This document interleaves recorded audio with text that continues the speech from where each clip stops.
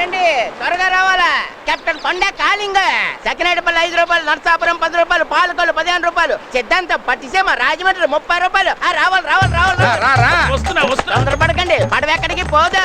గురువుగారు పడవ ఎక్కడికి పోదట. ఓహో బలెవరండి బాబు, తమరు ఎక్కకుండా పడవ ఎక్కడికి పోదని చెప్తున్నాను. కూర్చోండి. అది అదే అదే అమ్మో, అదే ముందుకు ఎక్కు, ఎక్కుతావు.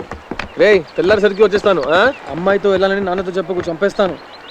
ఎక్కడికల్లా లేట్ అండి. ఏట్లోకి రా. ఏట్లోకైతే పడవ ఎక్కడి దేనికి దూకేయండి. దరిద్రుడా దరిద్రుడా, నీ నుంచి వాడికి కూడా లోకు అయిపోయాను రా. అవును గురువుగారు, నేను కూడా లోకు అయిపోయాను.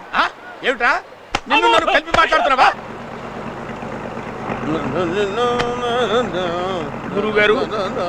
గురువుగారు ఏమిట్రా? పడవ ఎక్కిన దగ్గర నుంచి నా ఎడంకన్ను ఒకటే అదురుతూ ఉందండి. రాజమండ్రి వెళ్ళగానే తీయించేద్దాంలే. ఏమిటది? ఎడంకన్ను తీయించినా అదిరింది కదండి.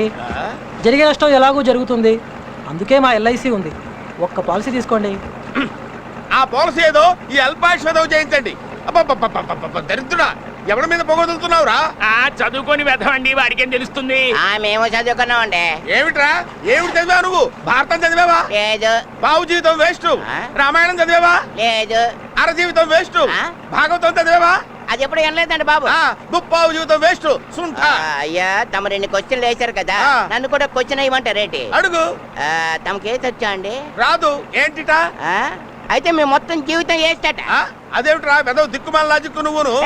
ఇప్పుడు వెళ్తున్న పడవ ఆగిపోవచ్చు, చిల్లి పడి మునిగిపోవచ్చు, మొత్తం గాలిపోని వచ్చి కొట్టుకుపోవచ్చు. అయ్యా గురుగారు, అందుకే మా ఎల్ఐసి ఉంది. అరే నువ్వు కదలకురా, కదలొద్దు నువ్వు. ఎందుకు కదలొద్దు చెప్తాను. నువ్వు ఇక్కడ నిలబడకురా. ఆయన ఎందుకు కొడుతున్నాడు? ఏంటి వాడు అవుతున్నాడు? వీటన్నిటికీ మూల కారణం నువ్వురా. నాకే సంబంధం ఉంటావు.